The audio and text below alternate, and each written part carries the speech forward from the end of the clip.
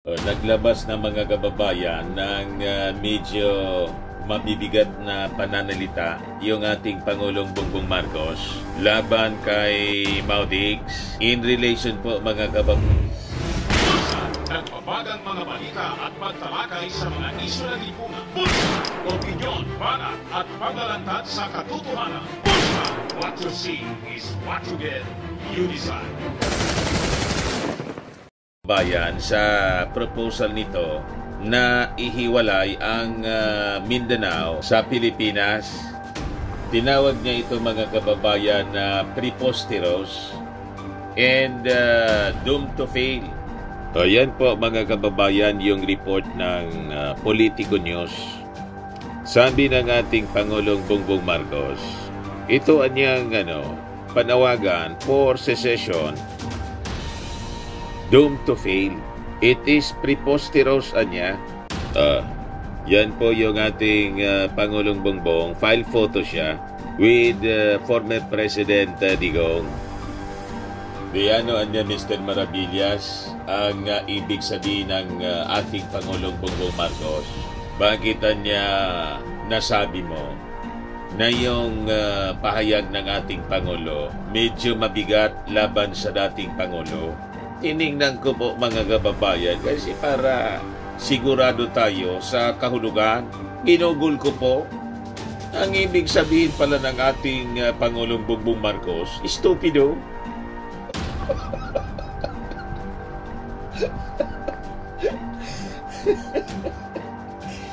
Ikaw niya, Mr. Maravillas. Lalo niyan mag-aamok si... Kung tumira na naman po siguro ng fentanyl, malamang ganon ang mangyari. Tinignan ko po, ginugol ko talaga po. Gatong ka na naman nandiyan, Mr. Maravillas. Hindi po, wala akong panggagatong. Ako kasi, nalaliman ako. Matalino po yung ating... Napakatalino ng ating Pangulong Bongbong Marcos sa ibang bansa. Nag-aaral po. Kaya refine siya. Kung magsalita, gumagamit siya ng medyo mga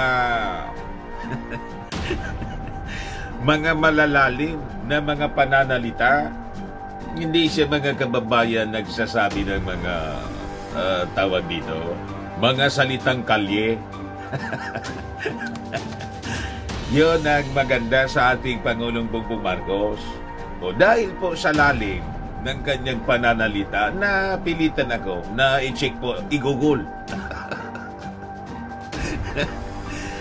Nang tingnan ko po kung ano yung mga synonyms. Di ba? Pag nagko-consult tayo sa dictionary, ngayon, Google, dali-dali pa. Para mas lalo nating maintindihan kung anong sinasabi. Lalo kung ang mga pinipiling mga pananalita malalalim. Ang ibig sabihin pala ng ating Pangulo, stupido.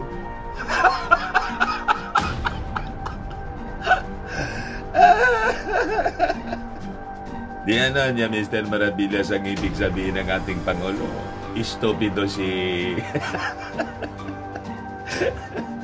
di ba? Sabi ng mga askal ng mga supporters pala.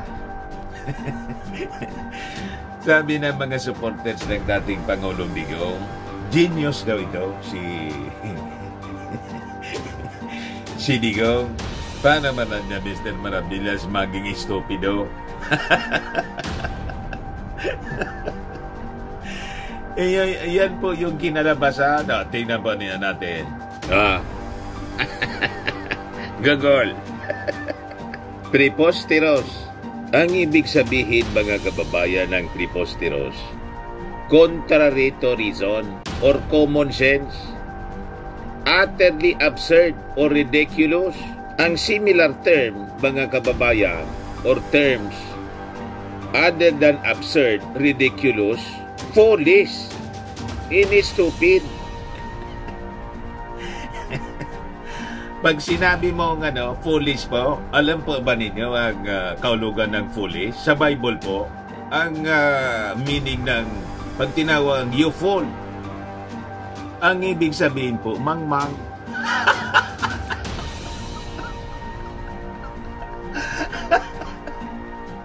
Yung foolish po, mangmang. Talagang stupido. Ano pa yung similar term? Ludicrous, farcical, laughable. Pare-parehas ang ibig sabihin, no? Katawa-tawa, stupido, mangmang. Yun pala mga kababayan ang description ng ating Pangulong Bongbong Marcos sa proposal po ni Pintamao. Nagpapainit ka na naman niya, Mr. Maravillas, ng kwento. Hindi po ako nagsulat dito, ha? At hindi ko po narinig. Sila yung nakarinig. Isinulat dito sa... isinulat po dito sa Politico News. Preposterous. Duterte call for secession doomed to fail. Sabi po ng ating Pangulong BBM. You see? Pero anya, Mr. Maravillas, talaga namang sakto. Sakto ang niya yung description ng ating Pangulong Bongbong Marcos sa mga pinapakita ng dating Pangulong Digong. Pero anya, Mr. Maravillas, na nakarating sa iyo na yung balita na yung relief operation ni Martin Romualdez ng tingog party list doon sa Davao sa mga flood and landslide victims. Sabi niya, hinarang ng mga Duterte. Ipinagbawal po. Talaga ngayong stupido. Pag Romualdez team barred from distributing disaster aid in Davao City. Sabi po ni Ako Bicol Party List Representative Saldico, yung taga rito sa amin, yung Chairman Committee on Appropriations, talagaan niyang full. Imagine, nasa gitna ng calamity, kawawa yung kanilang mga residente. Tinutulungan na mga kababayan ni Martin Romualdez, nauna pa na pumunta doon. Yung team ni Romualdez, ipinagbawal mga kababayan na makapasok para tulungan yung mga nasalanta. Sabi dito sa Manila Bulletin. But before ko mga kababayan ibigay sa inyo yung full story, click subscribe muna dito sa ating YouTube channel and hit the notification bell para lagi po kayong updated sa mga kaganapan dito sa ating bansa. Like and share na rin po ninyo ng ating YouTube channel. At huwag na rin po ninyo na-skip yung ating mga commercial ads para tuloy-tuloy lang ang pag-unlad ng bagong Pilipinas. Sa mga naghahanap po ng malinis and spacious fitness gym, punta lang po kayo sa aming Colossal Fitness Gym. We also offer Grab car rental with our brand new Toyota Innova. Also accept booking for those who are planning to travel via PAL, Cebu Pacific and other airline companies, local and international, and bills payment for Meralco bills, PLDT, etc. Nagbo-booking po kami online. Kahit saan gusto ninyo na mag-travel, pwede po dito sa amin. Pati sa mga hotel po, may Paymaya po kami, may Bayad Center na rin po. Ang Colossal Fitness Gym is located at 3rd floor Security Bank Building, Lanco Business Park, Legazpi City, Albay. For inquiries, look for Jelon Maravillas. Contact number 0966-802-0949. Lagi na po matao sa amin. Na-set up na rin po yung mga bagong gym equipment. May treadmill na rin po kami. Ito po yung bago naming business, product na binibenta. iGlow Serum, galing po sa Korea. Whitening siya po. 3 times more effective than your ordinary collagen serum with anti-aging and brightening formula. Negosyo siya ng aking anak na architect. Tignan ninyo ang epekto. Before and now. Yung inquiries ninyo, dumiritso na lang kayo sa kanyang FB, Riz Maravillas.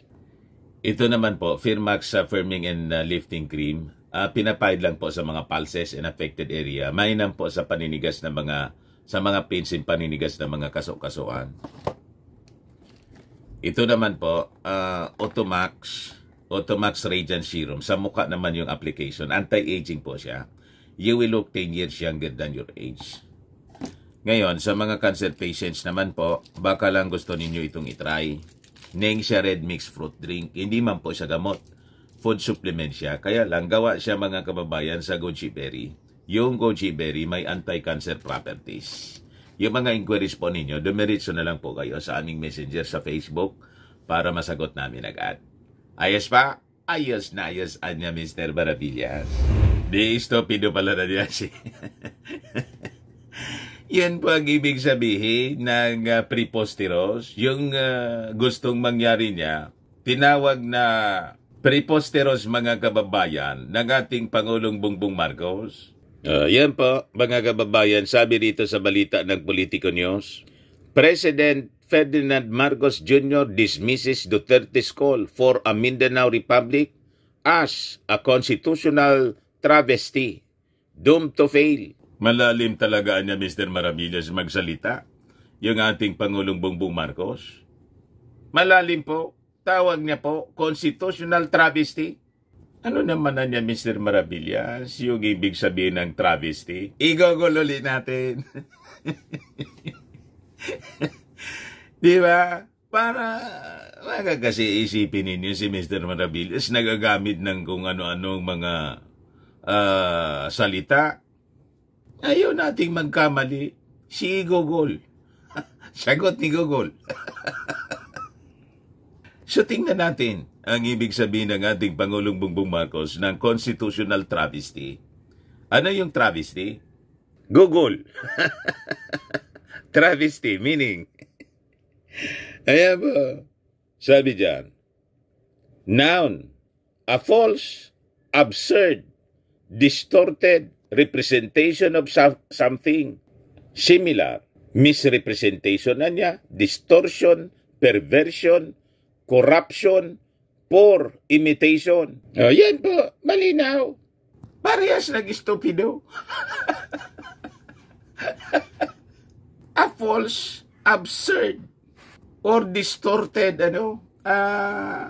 representation of something. Yun ang gusto, mga kababayan. Stupidity.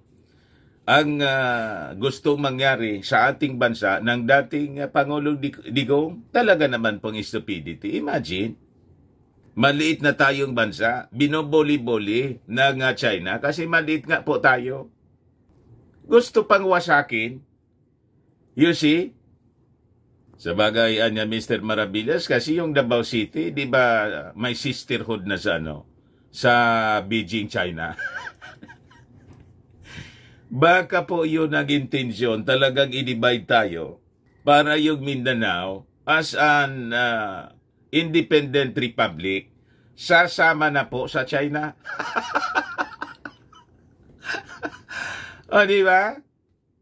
Yung Taiwan nga po na dating parte ng China, gustong i-maintain yung independence nila. Pagkatapos tayo rito, ayaw nilang magpasakop na sa China. Pagkatapos tayo rito, gusto nating pag-ati-atiin. So lalo tayong hihina. Di ba? Talaga niya Mr. Maravillas, destabilization yung ginagawa ng dating Pangulo. Dinidestabilize po talaga. Yun ang agenda ng China po. Ayaw nga nating ibigay yung mga shoals, yung mga islands dito sa West Philippine Sea. Maliliit lang siya na isla. Yung iba, mga shoals pa. Kung yun nga ayaw nating ibigay, pagkatapos ito, wawasakin natin yung dating ng parte, integral part ng ating bansa, Luzon, Visayas, and Mindanao. Kung hindi yan stupidity talaga, absurdity, foolishness, ano yung tawag mo doon? Kaya tama po yung ating Pangulong Bongbong Marcos. Kaya lang, nagpumili siya na medyo malalim na pananalita. Kasi di ba tayo mga Pilipino, sabi nga, dito sa amin, day mo man lamang anya kinutsara. Ano niya, Mr. Maribilla, sa ibig sabihin nun? So medyo pananalita na disente man lang. Pero yung kaulugan, ganon pa rin. Istupido pa rin, mga kababayan, ang ibig sabihin. So sabi ng ating Pangulong Bongbong, it is doomed to fail. Bakit alam niya? Kasi mismo mga taga Mindanao, ayaw po ng ganon. Nakipagkaisa na nga po yung dating mga nagrebelde. Pagkatapos, biglang wawasakin mga kababayan ng dating Pangulo. Ayan na. President Ferdinand Marcos Jr. argues against Rodrigo Duterte's proposal for Mindanao's separation, labeling it a failure based on false premises. Masama talaga niya, Mr. Maravillas, masama talaga niya yung epekto ng fentanyl. Masama po. Kaya sabi ng ating Pangulong Bongbong, patingin na nga niya muna. Patingin na. Patingin sa doktor. Marcos Jr. highlights the rejection of Duterte's idea by Mindanao leaders emphasizing existing local autonomy. The President warns that pursuing separate Mindanao violates the Constitution and threatens the unity of the Philippines. Yan man po talaga ang sakto na description ito. So it is doomed to fail. Kasi walang support. Ang pumapalakpak lang po si Pantaleon, yung kanyang dating executive secretary na dating pari. Tapos po mga kababayan, sina Panelo at Roque. Pero si Panelo at Roque nga po, nag-aaway na rin. Nilabel pong fake news yung sabi ni Roque. Fake news niya si Ari Roque. Sabi ni Panelo, nag-aaway-aaway na sila. Kahit nga si Bongo, sabi ni Bongo, no ICC warrant for Duterte's arrest. Sige, man lang panggatong po ni Ari Roque. Aaresturoy na niya anytime. At yung dating Pangulong Bongbong, digongan niya, nagsabi sa akin, hindi siya pauling buhay. Nagsalita ulit po si Digong sa interview niya ng UNTV. Babarilin niya daw yung mag-attempt na mag-arrest sa kanya. You see? So sabi dyan, mga kababayan, at the Constitution Day held at Makati, Shangri-La, in Makati, Marcos Jr. said Duterte's Mindanao Republic would not succeed because it is anchored on a false premise, not to mention a sheer constitutional travesty. Labag po sa konstitusyon yung gustong mangyari ni Digong. Mindanao leaders, including those in the Bangsamoro Autonomous Region in Muslim Mindanao, have rejected this preposterous proposal, meaning stupido. Yan ang sabi ni preposterous. Stupid proposal. Para madaling maintindihan po. As genuine and effective local autonomy already exists throughout the country, according to the President. I strongly appeal to all concerned to stop this call for a separate Mindanao. This is a grave violation ng ating konstitusyon. Just imagine, dating Pangulo po, tapos naturingan pang abogado. Sabagay, sabi niya mismo, nung panahon na presidente pa siya, sa mga speeches niya, pag naimbita sa kung saan-saang okasyon, nagyayabang siya na yung mga bright daw na mga sekretaris niya, mga kaklase niya, yung iba, agawan niya, 75 lang niya ako, 75. Pero sila, mga trabahante ko. What? Ganon, mga kababayan, tinuturo palagi nun, si Lorenzana, bright niya yan. Kaklasiko niya yan. Tapos yung transportation secretary, Ano na nga yung pangalan nun? Yung transportation secretary niya? Mga kaklase niya, mayayaman niya at matatalino. Mga magna cum laude niya ya. Pero trabante ko niya. Ako, 75 man lang sa law. Pasang awa. Ayun yung mga pagyayabang ni dating Pangulong Digong. So sabi ng ating Pangulong Bongbong, hindi ito ang bagong Pilipinas na ating hinuhubog. Bagkos ito ay pagwasak mismo sa ating bansang Pilipinas, said Marcos Jr. Tama po. You just imagine yung gustong mangwasak po, imbis na buuin at palakihin. Mga kababayan, dapat nga po yung ating teritoryo na lalo pat gustong kamkamin itong West Philippine Sea, panindigan po, ipaglaban, yung mismong integral part ng ating bansa. Mindanao, napakalaking island. Gustong iiwalay. May Sabah claim nga po tayo. Di ba? So, diyan niya ba, Mr. Maravillas, malinaw itong pagtaksil sa ating sa ating bansa? Malinaw po. Ito pa yung pinakita ko sa inyo. Yung mga Romualdez po, tumutulong na nga sa mga nabaha na landslide sa kanilang lugar. Hinarang daw po, sabi po ni Congressman Saldico ng Ako Bicol. Yan Romualdez team barred from distributing disaster aid in Davao City. Sabi po yan ni Ako Bicol Party List Representative Saldico sa interview ng teleradyo. Talaga niyang may pagkadilawan, Mr. O gali pong dilawan yung mga ganon. Parang si Maruas noon, gustong agawin yung iba naman yun, yung case. Gustong agawin yung posisyon ni Romualdez, yung mayor ng Tacloban. Kapatid yata yun ni Martin. Remember niya that the president is an Aquino and you are a Romualdez. You see, ito naman po, nasa gitna yun ng disaster. Katatama lang ng super typhoon, Yolanda. Pagkatapos, ganun kung mag-behave. Wala itong pinagkaiba po. Nasa gitna tayo ng calamity. Tinamaan ng landslide, ng matinding pagbaha. 10 na po yung namamatay kasi may na landslide po yung lugar. May mga sasakyan, may bus po, natabunan. At 31 pa po yung missing. Yan mga sundalo po, mga kababayan, sabi dyan as of 2:30 p.m. Thursday, the death toll in Macau about the Oro landslide rose to 10. While 49 others are still, 49 nga pala, is still reported missing 2 days after the massive landslide that hit Barangay Masara. The number of injured survivors remains at 31. 31 yung injured. 49 missing. Ayan po.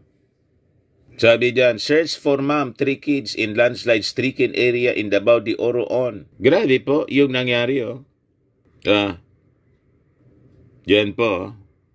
Yung mga rescue and search and rescue teams.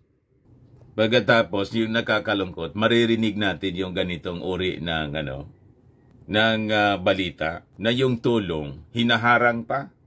Kasi yung tulong galing sa Romualdez, kay Martin Romualdez. Pati yung pagtulong po, pinopolitika. Talagang, ang target po nila, ang gusto nilang sirain talaga po, yung successor ng ating... Ikaw talaga, Mr. Maravillas. Sila, sige doon na po nila kasi. Politika, si Martin Romualdez ang laging pinopolitika nila. Yan po, dahil lang sa confidential funds, mga kababayan. So sabi po ni Ako Bicol Party List Representative Saldico, siya yung nagbulgar ng 51 billion ni Pulong. Yung mga volunteers daw from the offices of Speaker Martin Romualdez and Tingog Party List are being prevented in Davao City from distributing aid under the Department of Social Welfare and Development, Assistance to Individuals in Crisis Situations Program. Yan po, mga kababayan, ang laging pinag-iinitan ngayon. Nasabi ng mga supporters po, malayo man na niyang manalo yan, kulilatan niya sa mga surveys. Pumantay na po. Yung trust ratings ni, statistically tayo, ni Martin Romualdez, kay Inday. Gaya niya siguro, Mr. Maravillas, kasi malayo pa naman yung 2028 elections. Lalo anyang na-insecure, kasi pumantay na si Martin. Malamang ganun yung iniisip nila. Pero, sa panahon dapat ng calamity, ganitong sitwasyon, kailangan isang tabi muna yung mga ambisyon sa politika. Di ba? Dapat nagkakaisa yung mga mamamayang Filipino sa pagtulong sa mga biktima. Dapat ganon. Huwag na dapat munang isipin yung kung anong mga political rivalries, yung hindi pagkakaunawaan. Di po ba ganon? Sabi dyan, are politics getting in the way of distribution of aid or ayuda in the disaster-stricken Davao region? Pinasok na po ng politika. Hinaharang sa Davao. Pagdating ho sa Davao City, rinireport ng mga kasamahan doon na binabawalang mamigay ang representative ni Speaker Romualdez at ng Tingog Party List. Kaya yung instead yung pwede sana maibigay yung IX, namimigay na lang ng sariling pera at bigas ang ating speaker para lang maipaabot ang tulong. Sabi po ni Saldico. Ayan po si Saldico, yung taga rito sa amin. Ako Bicol Party List and Chairman Committee on Appropriations. So sabi po Nico, the people should not suffer if there are political differences between the speaker and the local officials of Davao City.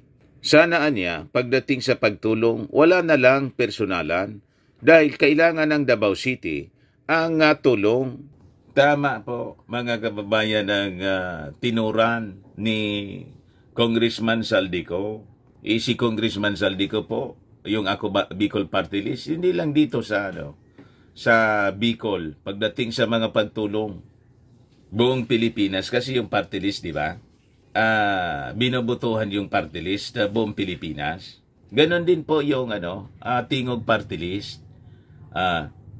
Kaya pumunta yung Tingog Party List doon para tumulong po. So sabi dito sa balita, earlier Speaker Romualdez facilitated the release of some 150 million pesos in financial aid from President Marcos administration to all the flood victims in the Davao region. This will be under the IX of the DSWD, coursed through the members of the House of Representatives and local government executives. The offices of the House Speaker and Tingog Party List have earlier sent 21,000 food packs to the affected families in the region. Davao Oriental Representatives Nelson Dayanghirang and Chino Almario, Davao del Norte Representative Aldo Dojali, Davao de Oro Representative Maricar Zamora, PBA Party List Representative Migs Nograles, and Davao del Norte Vice Mayor Oyo Oy have also thanked President Marcos and Speaker Martin Romualdez for sending assistance to the respective constituents. All the lawmakers' districts were endorsed to receive 20 million pesos in cash assistance each, while Vice Governor Oy's office was endorsed to get 10 million under IX. So, siyempre, in-endorse yun ang ating buting Speaker of the House na pinag-iinitan masyado ngayon. Gusto nila makita mismo, ma-document yung distribution. Di ba dapat ganon? Kaya sila pumunta doon, personal po. Ayaw silang papasukin po sa Davao City. Masama talaga, Mr. Maravillas, yung fentanyl. Masama po ang epekto. Kaya bala na po kayo, mga mamamayang Filipino, pagdating ng 2025 at saka 2028 elections, kung bibigyan pa ninyo ng mandato po ang ganitong uri ng mga opisyal. Pero Mr. Maravillas, ano yung sinabi mo kanina na si Senator Go mismo, kinontra yung pinagsasabi ni Harimao. Kinontra po. Talagang fake news si Harimao. Nanggagatong po ng people power. Gustong manggulo. Parang nakatira din. Sila ngayon, mga kababayan, kontra-kontra na yung mga pinagsasabi. O sabi dyan, Senator Bongo has dismissed rumors that the ICC has issued a warrant of arrest against former President Digong for alleged crimes against humanity. Sabi ni Go, wala man na niya akong narinig na ganyan or seen any official confirmation of the warrant, stressing that the ICC has no jurisdiction over the Philippines. Kita ninyo? Ganun yung mga kababayan, sinasabi din ng DOJ Secretary, si Rimulya. Wala man na niyang pumupunta dito sa amin. Nagko-coordinate man lang. Go said President Marcos Jr. already declared numerous times that the government would not cooperate with the ICC, which meant that the local law enforcement agencies would not recognize or assist the ICC in its investigation. Paulit-ulit na po na sinabi yan ng ating Pangulong Bongbong. At yung Solgen, tapos DOJ, Secretary, ganon din yung sinasabi. Pati nga yung PNP, nagsalita na po si Colonel Fardo, yung spokesperson ng PNP. We will not coordinate, we will not enforce. Kasi kung mayroon man, wala na tayo sa ICC. How can they arrest without coordination with local authorities? Is it possible? As former President Duterte has said, look for him in Davao City. How can you arrest him there without the cooperation of the law enforcement agency, sabi ni Go? So confirm po, fake news fake news mga kababayan, sabi ni Sal Panelo. Si Harimao. Ayan man lang po kasi paulit-ulit na lagi itong pagka-praning na issue po sa ICC na sabi nag-imbestiga na at may warrant of arrest na. Tarantang-taranta na.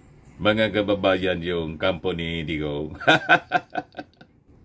Ako po si Dante Maravillas. Bye-bye po. God bless.